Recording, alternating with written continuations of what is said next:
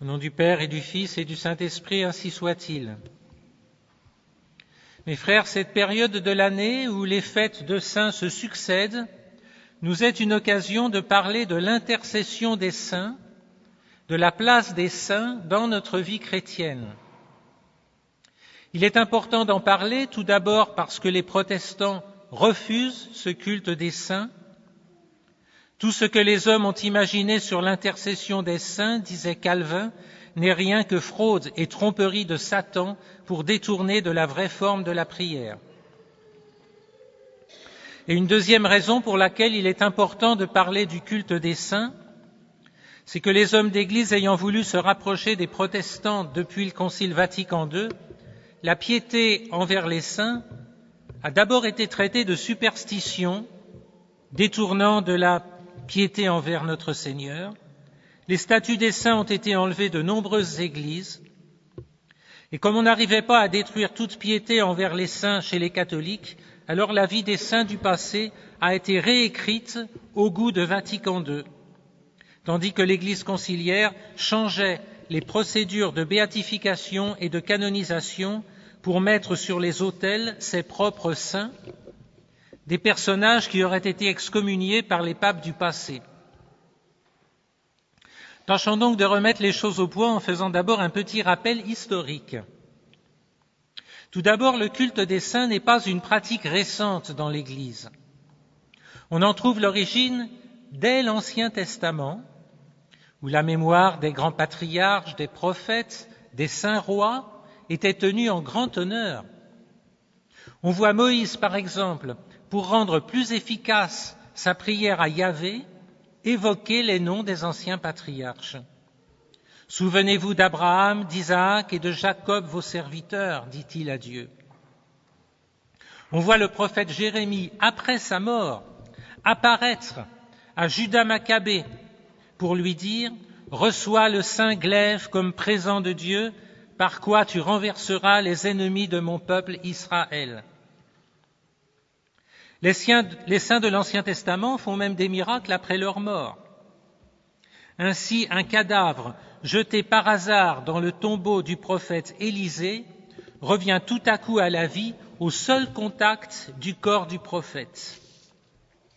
Des protestants ont d'ailleurs compris qu'ils étaient dans l'erreur au sujet du culte des saints en lisant cet épisode dans la Bible. Quant à notre Seigneur, lui-même, il fait écho à ce culte des saints dans l'Ancien Testament. Ainsi, dans sa parabole du mauvais riche et de Lazare, on voit le mauvais riche prier Abraham. Il le prie pour qu'il lui envoie Lazare lui rafraîchir la langue. Mais c'est surtout dans le Nouveau Testament, bien sûr, que le culte des saints s'est développé, parce que la mort de notre Seigneur a obtenu au monde une telle abondance de grâce que cela a causé une extraordinaire efflorescence de sainteté. Les persécutions sanglantes ayant commencé dès la naissance de l'Église, c'est le culte des martyrs qui s'est d'abord répandu. On allait même les voir en prison avant leur supplice pour leur demander d'offrir quelques-unes de leurs souffrances pour sa propre conversion, pour le rachat de ses péchés. Après leur martyre, on les invoquait avec ferveur. À Rome, dans les catacombes, on célébrait la messe sur les tombeaux des martyrs. C'est d'ailleurs l'origine des reliques de martyrs sur lesquelles il est obligatoire de célébrer la messe pour honorer ceux qui ont mêlé leur sang au sang de notre Seigneur. Cette obligation a d'ailleurs été supprimée dans la nouvelle messe parce qu'on n'y parle plus du sacrifice. Lorsque les persécutions cessèrent avec l'arrivée de Constantin, ce furent des basiliques, des églises qui furent élevées sur les lieux de supplice des martyrs ou qui leur furent dédiés. Et l'Église prit coutume d'honorer leur mémoire par des fêtes liturgiques. On inséra même le nom de plusieurs martyrs dans le canon de la messe, à l'endroit le plus sacré du culte liturgique. Les persécutions sanglantes étant terminées, l'Église trouva dans la vie des ascètes, des moines, des évêques, des vierges, l'équivalent de l'héroïsme des martyrs, et elle leur étendit son culte. Peu à peu, en même temps, on prenait l'habitude de donner aux chrétiens, le jour de leur baptême, le nom d'un saint, pour que ce saint protège le nouveau baptisé, qu'il lui serve d'exemple pendant toute sa vie.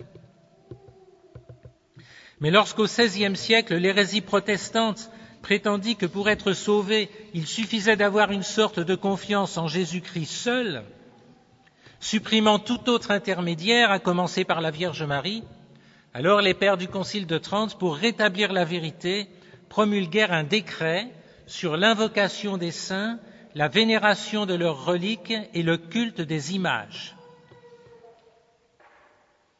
Au sujet de l'invocation des saints, le Concile écrit « Les saints qui règnent avec Jésus-Christ offrent à Dieu des prières pour les hommes, et c'est chose bonne et utile de les invoquer et de leur adresser nos supplications, et pour obtenir les bienfaits de Dieu par son Fils Jésus-Christ notre Seigneur, qui seul est notre Rédempteur et notre Sauveur, d'avoir recours à leur aide et assistance. Tous ceux qui le nient professent l'impiété. » Nous avons ici 3 enseignements. Premièrement, les saints qui règnent dans le paradis avec notre Seigneur intercèdent pour nous auprès de Dieu. Deuxièmement, il est bon et utile d'invoquer les saints pour obtenir les bienfaits de Dieu. Et troisièmement, le Concile précise que cette médiation des saints ne s'oppose pas à celle de notre Seigneur, car c'est par Jésus-Christ que les saints nous obtiennent les bienfaits de Dieu. Ils sont médiateurs auprès de l'unique médiateur, notre Seigneur Jésus-Christ, en passant d'abord par la Sainte Vierge. Le culte des saints qui remonte aux temps apostoliques est donc légitime. Il fait d'ailleurs partie de l'enseignement des pères de l'Église et des conciles précédents. Quant aux reliques, qui pour Luther n'étaient, dit-il, que choses mortes, incapables de sanctifier personne, le Concile de Trente dit que les fidèles ont le devoir de vénérer les corps et les reliques des martyrs et des autres saints qui ont été autrefois les membres vivants du Christ et le temple du Saint-Esprit, et qui ressusciteront par lui pour être glorifiés dans la vie éternelle. Par ces reliques, Dieu confère aux hommes de nombreux bienfaits. Ceux qui affirment le contraire doivent être condamnés. Quant au culte des images, les images représentant notre Seigneur, Notre-Dame, les anges, les saints, culte que Luther renvoyait au diable, le Concile de Trente, reprenant le 2e concile de Nicée, déclare un tel culte non seulement légitime, mais aussi recommandable. Bien sûr, précise le Concile, ce ne sont pas les images elles-mêmes que nous honorons, mais ceux qu'elles représentent, notre Seigneur, Notre-Dame, les saints. Ainsi est enlevée toute possibilité et toute accusation de superstition et d'idolâtrie. Les protestants attaquent l'Église en déformant son enseignement. Ils l'attaquent sur des mensonges qu'ils ont inventés, alors c'est facile. Pour terminer, disons quelques mots de la puissance d'intercession des saints.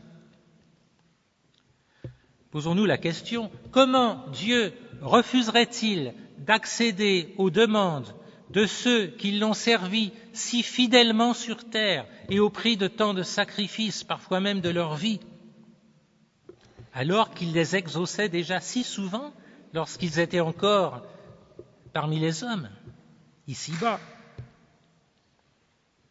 Les saints sont d'ailleurs eux-mêmes empressés de venir à notre aide. Eux et nous sont les membres du même corps, le corps mystique de notre Seigneur où tous sont unis par le lien de la charité. Et eux qui sont dans le bonheur et la gloire pour toujours, évidemment, sont empressés de venir au secours de ceux qui sont dans tant de difficultés, surtout aujourd'hui certainement. Qui dira d'ailleurs l'influence considérable que les saints ont eue après leur mort, alors que même parfois, pendant leur vie, ils ont pu être complètement ignorés ou presque.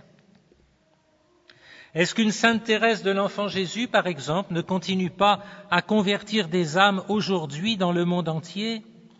Elle qui avait dit « Je passerai mon ciel à faire du bien sur la terre ». Que d'exemples nous aurions à donner dans l'histoire de l'intervention des saints qui, du haut du ciel, ont sauvé des villes, des pays, qui ont permis de remporter des victoires pour les armées chrétiennes. Il faudrait aussi parler des merveilles opérées sur les tombeaux des saints. C'est là que des aveugles ont recouvré la vue, des infirmes et des paralytiques ont repris l'usage de leurs membres. Au champ des martyrs d'Avrier, c'étaient des dizaines de béquilles qui étaient accrochées au mur de la chapelle, en témoignage des guérisons opérées par leur intercession.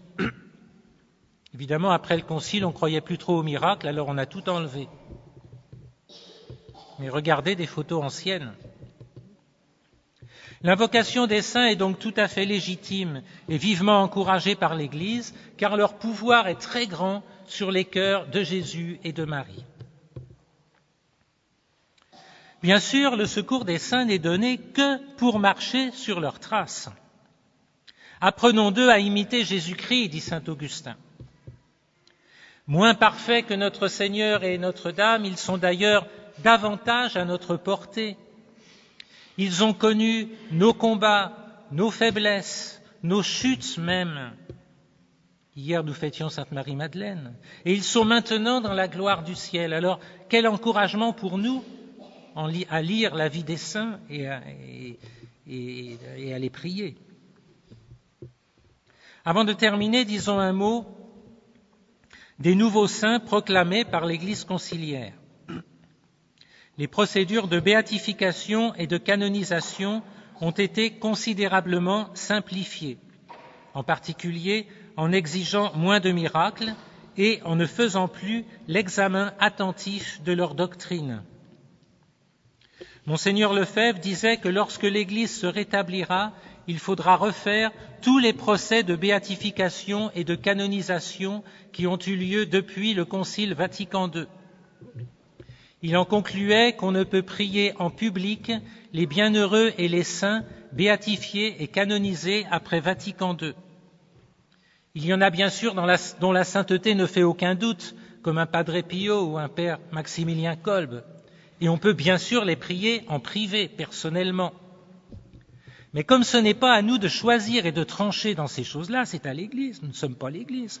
Alors il faut attendre le jugement d'une hiérarchie digne de ce nom pour leur donner le qualificatif de saint et pour les prier en public. Au cours de cette messe, demandons à notre Seigneur et Notre-Dame une grande dévotion pour les saints du ciel. D'abord le saint dont nous portons le nom. Cherchons à connaître sa vie, invoquons-le chaque jour, imitons-le. De même le saint ou la sainte qui nous attire le plus. Cherchons aussi à connaître et visitons les sanctuaires des saints qui ont marqué l'histoire de notre ville, de notre région, de notre pays, et qui, au du ciel, sont prêts à intervenir puissamment si nous les prions.